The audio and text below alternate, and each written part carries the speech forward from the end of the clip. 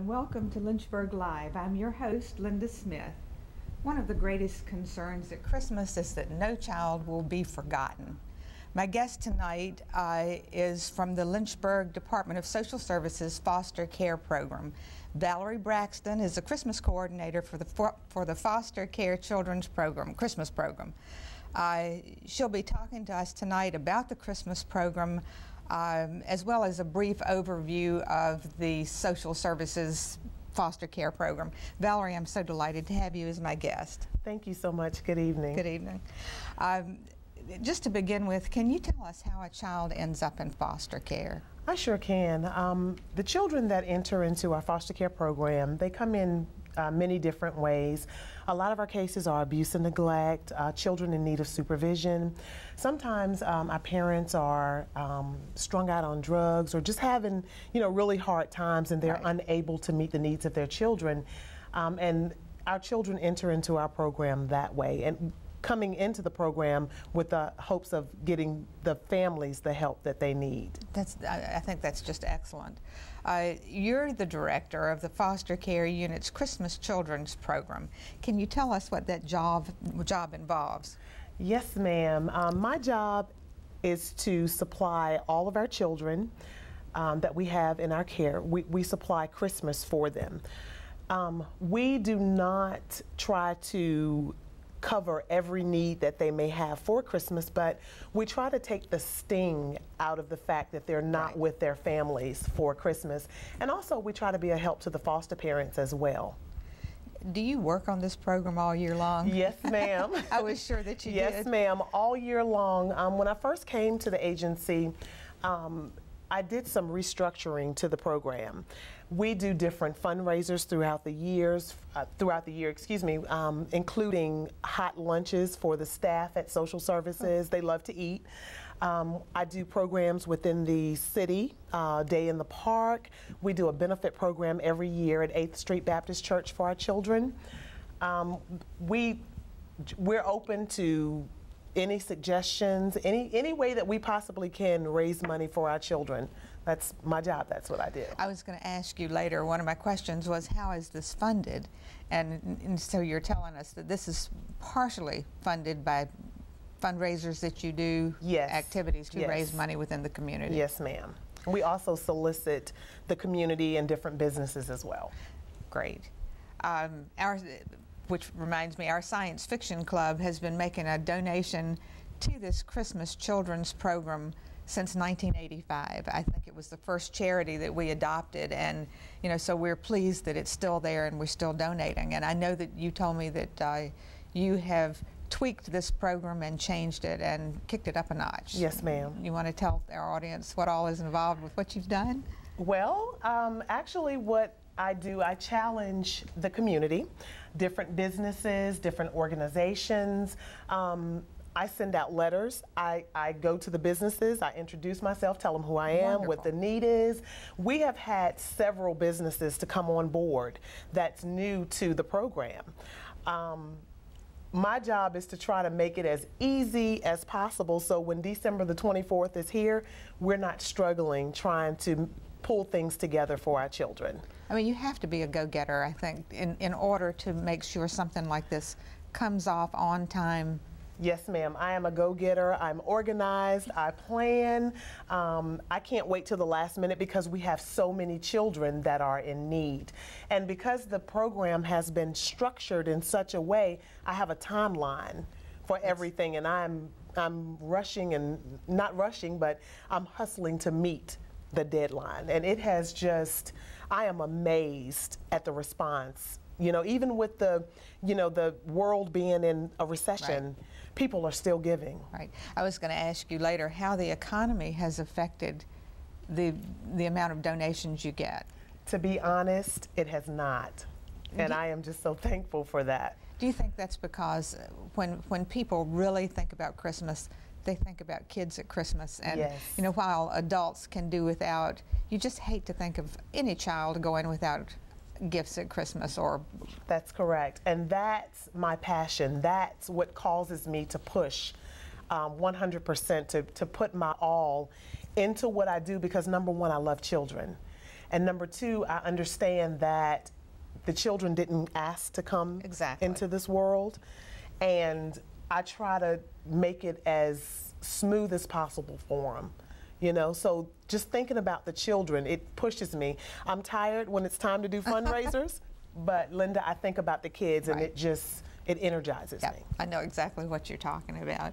Now, when people are making donations, you have a suggested amount for each age group. No. You don't anymore? No, ma'am. Because you had previously, I think, $100 was suggested for a teenage person. Absolutely. You are absolutely correct. Our teenagers, we try to give them at least $100 for the Christmas season in a gift card. You're absolutely right. I'm sorry. But, you know, I just didn't know if you were still doing that or not. Do you also accept gifts that an individual may wish to purchase for a specific child? Yes, ma'am, we do. You do? Yes, ma'am. But one thing I want to reiterate and just say that everything is done in confidentiality. Right. And if someone wants to purchase gifts for a child, you know, they would never be able to see the child simply because of confidentiality.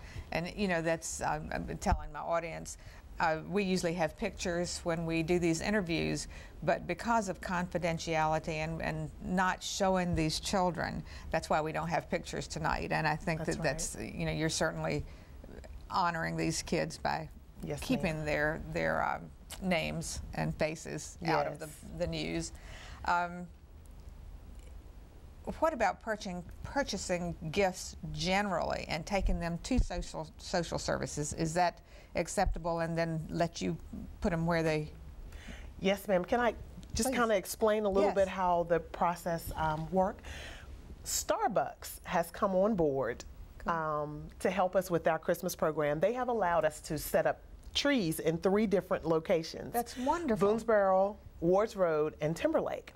So what we do is we create a stocking. First of all, we send a wish list to the foster parent. And we give that child, the ones that are old enough, we give them an opportunity to list 5 items that they would like to have for Christmas. Now, not all the time do they get what they ask for, but the majority of it they do. Usually they get what they ask for. We send out the wish list, they fill out the wish list and send it back, and then we put it on a stocking, and each child has a number. We take those stockings and we put them on the 3 different trees at Starbucks. If anyone is interested, they go in Starbucks while they're getting their coffee or their latte, whatever it is they get, and they select a stocking with the items on it, and then we have a return date. We have information there to let you know where to bring the gifts to, and we'll even come get them. I think that's really wonderful. So this is really similar to the angel tree. Yes, ma'am. Things that they have at the mall. The Salvation Army has. Yes. And, I think that's great. Now the gifts, how are the gifts provided by the department distributed to the children? Do you have a group of people who get together and take these gifts, or? Yes, ma'am. I have a team. We have a great team in the foster care unit, and this time of year they know it's hectic, and they try to take as much of the load off of me as they can. So we all get together. When the gifts start coming in, everybody goes on a toy run. So the gifts will come in, and we store them in an office, and we make phone calls. We call the foster parents and let them know that the toys are in, or the gifts or whatever it is, and we ask them to come by and pick them up. So we give everybody an appointment, and you would think it was Santa's workshop when it's time to pick up gifts. So they come down and they get them for us, and the ones that we can't get to them, we actually take them. We've actually gone out of town to take the children their gifts that are not here locally. I think that's wonderful. How about kids in group homes? Now, the children that are in group homes, we make it easy. We give them a gift card, and then the group home will take them out to go shopping, and then they can buy whatever they want. That's good. I didn't know if that was part of this program. Yes, ma'am. Absolutely. Approximately how many children do you have this year in this Christmas program? I'm so glad you asked. As of today, December the 1st, we have about 142 children in care today. But during the month of December, our numbers pick up simply because of the holidays. I'm sure. Yes, ma'am. But right now, 142.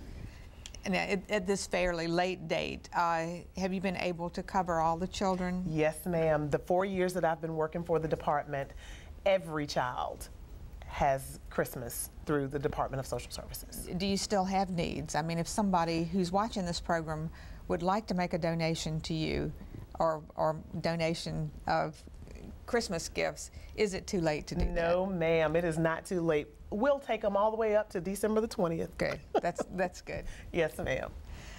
All right, what happens if you fall short of your goal? Have you ever, since you've been doing this, has this happened to you? No, ma'am, we have never fallen short, and I am so thankful for that.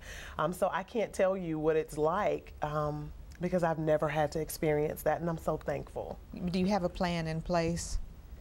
Like, what would you do? I guess ask for more donations from people? If I had to, Yeah. yes, ma'am, I would. Since you go out and canvass Yes, these people, ma'am. I can see you doing that. Absolutely. All right, and we've touched on this a little bit about specific groups and organizations, well, that come forward, that do it year after year, that you depend on these people. Yes, ma'am. So you do have those. Yes, ma'am. Hindle Science Fiction. We depend on you all every year. I'm excited every time I get the receipt where you all have made a generous donation. But I would like to say this, that CB Fleet, Fleet Laboratories, is our greatest sponsors. Wonderful. They have been sponsoring us for quite a few years. And they have come through tremendously, and it's not to slight anyone else, but they have come through tremendously, and we depend on them every year. CB Fleet, we have Body Works, we have doctors' offices, dentist offices, some of our local churches. They donate. Virginia Eye Clinic, they'll call and sponsor a child or several children. It's just been unbelievable. Verizon, can't forget about Verizon and Bosch and Lomb. And I didn't really want to get into naming because I didn't want to leave anybody out.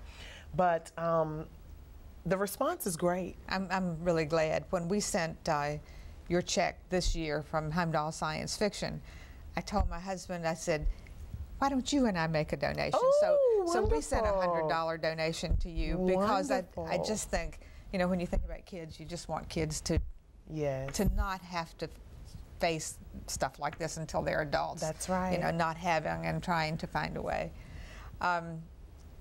You send your reminders out about the program. It seemed a little earlier this year than you did in previous years, but I may be wrong about that. I think you're right, simply because I have some other things going on within the agency as well, because I do other things other than Christmas. I started a little early.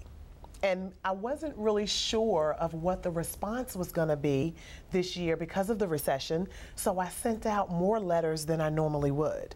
So I needed to get a head start.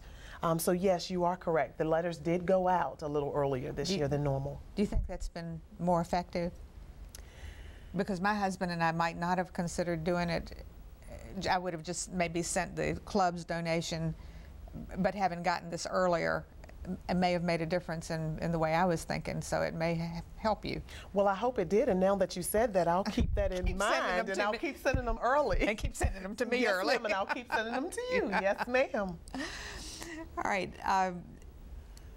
If anybody wants to make a donation, just how can they do that to you, just at this stage of the game? Okay, if you are interested in sponsoring one of our children through a monetary donation, we ask that you send your donations. If you make writing a check, please make your check payable to the city of Lynchburg. In your memo box on your check, we ask that you note Foster Care Christmas.